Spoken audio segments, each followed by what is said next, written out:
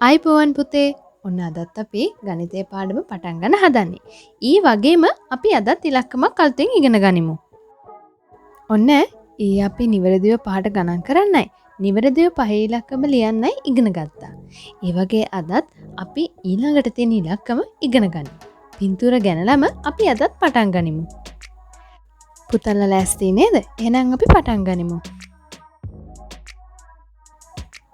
1 2 3 4 5 6 තේකෝප්ප නම් 6ක් තිබුණා. දැන් බලමු මෙතන සමනලු කී දෙනෙක් ඉන්නවද කියලා. 1 2 3 4 5 6 සමනලුත් 6 දෙනෙක් හිටියා නේද පුතේ? දැන් අපි හැමෝම ඇඟිල්ල තියෙනකොට එකට ගණන් කරමුද? 1 2 3 4 5 6 එහෙනම් පුතේ අද අපි ඉගෙන ගන්න යන්නේ නිවැරදිව 6ට ගණන් කරන්න. දැන් අපි 6ට ගණන් කරානේ. දැන් අපි ඇඟිලි වලින් පෙන්නමින් 6ට ගණන් කරමුද? පුතාලා ලෑස්ති නේද? ඔන්න එහෙනම් අපි පටන් ගන්නයි හදන්නේ. 1 2 3 4 5 6 හරි තව එකපාරක් වේගෙන් අපි ඇඟිලි පෙන්වනමින් ගණන් කරමු. ලෑස්තිනේ?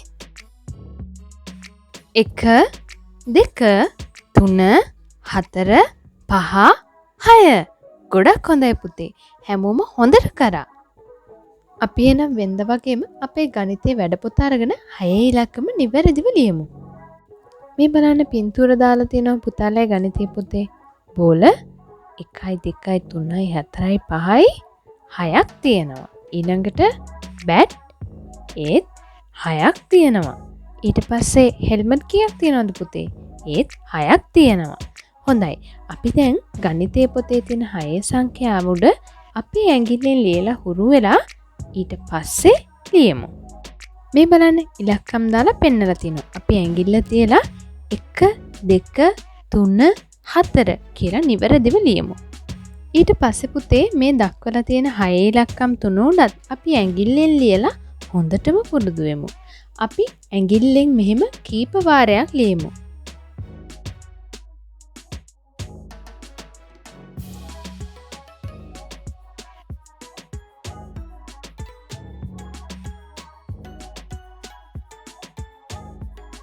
අපේ ඇඟිල්ල හුරු වෙනකන් අපි ලියලා ඉවරුනහම අපේ පැන්සල අරගෙන පොතේ තිත්තිරි උඩ අපි මේ විදිහට 6 සංඛ්‍යාව නිවැරදිව ලියමු.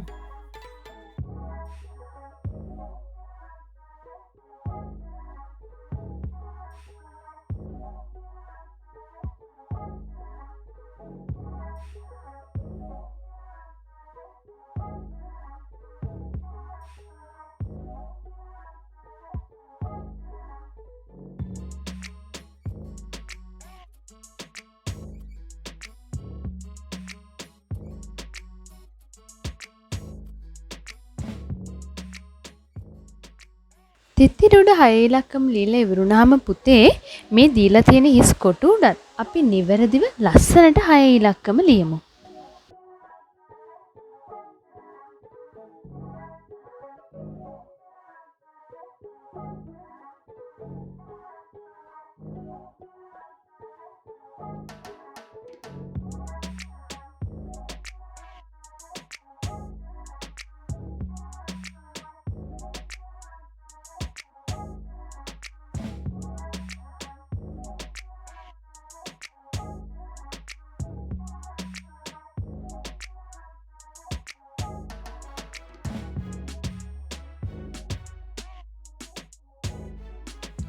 වැඩපොතේ මේ විදිහට ලස්සනට 6 ඉලක්කම ලියලා ඉවරුනහම පුතාලගේ ලියන පොත අරගෙන මේ විදිහට සත්තු 6 දෙනෙක්ගේ හරි නැත්නම් පුතාලා කැමති රූපයක් 6ක් අරගෙන කොටු රෝල් 2ක් ඇතුලේ මේ රූපය අලව ගන්න.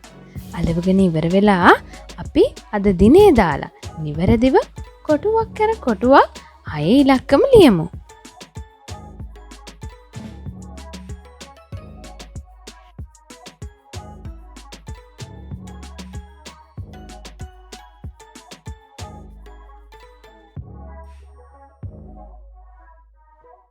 හය ඉලක්කම මෙහෙම ලියාගෙන යද්දි වැරදුනොතින් ඉවලෙම මකලා ඒක හදන්න.